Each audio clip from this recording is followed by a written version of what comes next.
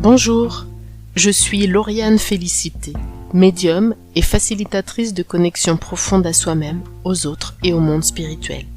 À travers les épisodes de ce podcast, je t'invite à un voyage énergétique et spirituel pour te reconnecter à la magie de ton âme et à ta puissance de manifestation. Dans ce nouvel épisode, je partage avec vous 7 moyens très utiles pour rester motivé, même lorsque vous avez l'impression de stagner. On a tous, absolument tous, des moments dans notre vie où on a l'impression que rien n'avance. Avoir l'impression de stagner est vraiment un sentiment très désagréable. Quel que soit votre projet ou votre objectif, avoir la sensation de ne pas avancer peut vous donner l'impression que vos rêves ne se réaliseront jamais. Dans ces moments-là, toute motivation semble disparaître. Et votre mental, votre critique intérieure s'en donne alors à cœur joie pour vous rabaisser et il peut être très tentant d'abandonner. Pourtant, il existe des solutions très simples à mettre en place pour rester motivé en toutes circonstances. Voici ce que je vous propose de mettre en place. La première chose à faire, c'est de vous souvenir de votre objectif et de le garder à l'esprit quand votre mental vous fait douter. La motivation joue un rôle important et il peut être facile de perdre de vue ses objectifs quand nous avons l'impression d'être coincés dans une ornière. La chose la plus importante à faire pour rester motivé est de vous fixer un objectif bien clair et précis, ou encore de vous souvenir de celui qui vous avait motivé à entreprendre votre projet. Les objectifs peuvent aller de la perte de poids à la création d'une entreprise, en passant par oser s'exprimer devant un public, gagner en confiance en soi, monter une pièce de théâtre, etc. L'important est de vous concentrer sur quelque chose que vous voulez vraiment réaliser, plutôt que ce que les autres veulent pour vous. Décrire votre objectif avec précision va vous aider à rester motivé. Et pour redonner de l'énergie à votre projet ou à votre objectif, je vous invite à prendre le temps de décrire votre objectif par écrit, avec le plus de détails possible. Osez le décrire dans sa version idéale, telle que vous aimeriez vraiment qu'il se réalise. N'hésitez pas à l'affiner régulièrement, afin qu'il soit décrit au plus proche de ce que vous voulez vraiment. Écrire votre objectif donnera l'information à votre cerveau que c'est quelque chose de très important sur lequel il doit se concentrer. Comme je vous l'ai déjà dit dans un précédent épisode, le cerveau reçoit tellement d'informations qu'il faut l'aider à choisir en dirigeant son attention sur ce qui est vraiment important pour vous.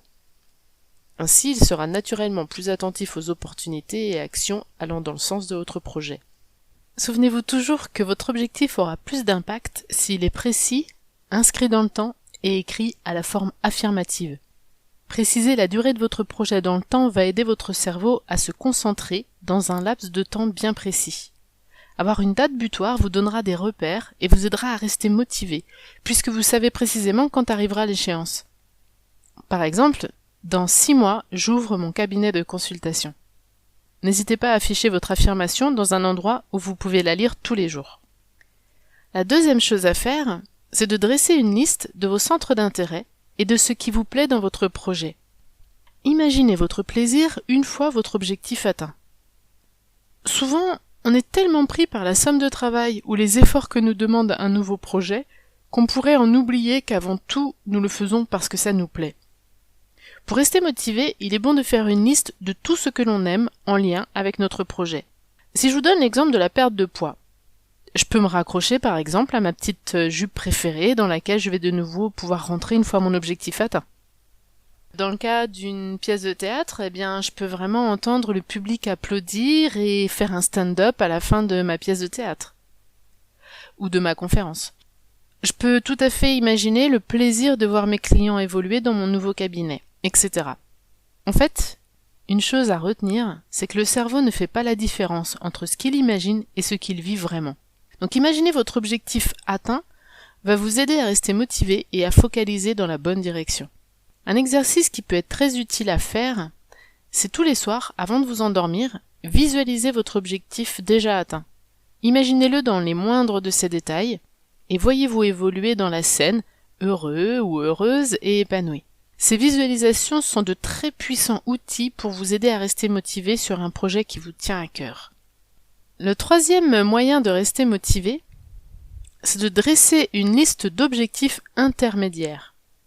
En effet, dresser une liste d'objectifs intermédiaires va vous aider à rester motivé. Parfois, votre objectif vous paraît tellement lointain que vous n'avez pas l'impression d'avancer. Il peut y avoir un trop grand écart entre votre situation présente et celle que vous désirez atteindre. Cette sensation d'un objectif trop éloigné de votre réalité pourrait malheureusement vous inciter à baisser les bras avant même d'avoir essayé. Vous fixer des objectifs intermédiaires ou des sous-objectifs va vous permettre de segmenter en plusieurs étapes votre cheminement vers l'objectif final. Il faut voir les objectifs intermédiaires un peu comme des marches que l'on monte l'une après l'autre et qui nous aident à nous rapprocher de notre objectif global. Une fois atteints, ces objectifs intermédiaires sont autant de petites victoires qui nous aident à rester motivés, puisque l'écart entre notre situation initiale et notre projet final s'amenuise au fur et à mesure des étapes intermédiaires que nous atteignons. Par exemple, une personne qui aurait pour objectif de faire le tour du monde pourrait commencer par apprendre à parler anglais, pourrait organiser une levée de fonds, trouver des sponsors, rencontrer des personnes qui ont déjà fait le tour du monde, etc. Tous les objectifs secondaires sont autant de marches qui vont vous permettre de progresser vers la réalisation de votre objectif principal. Cette théorie des petits pas, que j'aime vraiment beaucoup, se rapproche de ce que les Japonais appellent le Kaizen. Le Kaizen est une méthode d'amélioration continue qui part du principe que de petites améliorations progressives peuvent se traduire par des progrès notables. Et puis quand on comprend le fonctionnement du cerveau, eh bien on comprend qu'il est très important, et ça c'est la 4e proposition, de vous offrir une récompense à chaque palier atteint. Nous sommes des êtres gouvernés par les émotions. S'offrir une récompense lorsque l'on atteint un palier ou un objectif secondaire va générer une émotion de plaisir. Nous sommes naturellement en recherche de plaisir et gratification. Donc pour le cerveau, si une réussite est associée à une récompense qui elle-même génère du plaisir, alors il va naturellement rester motivé et nous permettre de faire des efforts dans l'espoir de recevoir une récompense future. C'est ce que l'on appelle la motivation. Le 5e moyen que je vous propose, c'est de passer du temps avec des personnes inspirantes et qui vous soutiennent. En général, quand on a un projet, il y a toujours quelques personnes négatives pour nous faire douter.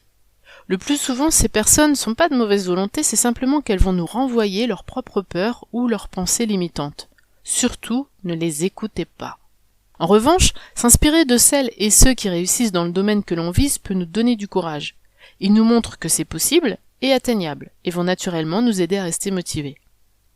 Il est intéressant de noter que dans le sport, quand un athlète dépasse un record, il y a toujours plusieurs autres coureurs qui parviennent au même record très peu de temps après, alors que parfois ce record était resté des années sans avoir jamais été atteint. Tout simplement, ce qui se passe, c'est que de voir que quelqu'un a réussi à dépasser le record, ça rend la chose possible et atteignable. On se dit, puisqu'il l'a fait, je peux le faire aussi. Et donc, on va trouver en soi les ressources qui vont nous permettre d'accéder à cet objectif. Ça, c'est une phrase que je me répète personnellement très souvent, lorsque je pense à des personnes qui ont déjà atteint l'objectif que je me suis fixé. Je me dis toujours ça, s'il ou elle le peut, alors je le peux aussi. Le 6e moyen que je vous propose, c'est de rédiger une liste de vos réussites et gratitudes. La gratitude est l'un des sentiments les plus puissants pour augmenter son énergie. Être reconnaissant pour les choses que vous avez dans votre vie peut également vous aider à rester motivé lorsque vous avez l'impression de stagner. Si vous avez l'impression de ne pas progresser et de ne pas faire tout ce dont vous êtes capable, il est peut-être temps de prendre du recul et de voir les choses sous un angle plus positif. Inscrivez sur une feuille tout ce pourquoi vous êtes reconnaissant et que vous avez la chance d'avoir. Votre famille, vos amis, l'endroit où vous vivez, votre chat adoré, etc. Reconnaissez vos qualités, ce que vous faites de bien et ce pourquoi vous êtes doué. Et je sais, j'en suis certaine qu'il y a de très nombreuses choses que vous faites très bien. Mais bien souvent, on n'y attache pas d'importance parce que c'est si naturel et facile qu'on a l'impression que c'est pas très important. Alors qu'en fait, au contraire, il faut vraiment le reconnaître. Pourquoi êtes-vous doué ? Quelles sont vos forces, vos qualités ? Prenez le temps de les écrire, ça vaut vraiment la peine. Et puis reconnaissez les progrès et les avancées que vous avez déjà effectués vers votre projet. C'est un peu histoire de voir le verre à moitié vide ou à moitié plein. Concentrez-vous sur le verre à moitié plein. Et enfin, le 7e moyen que je vous propose, c'est élaborer une routine en lien avec votre objectif.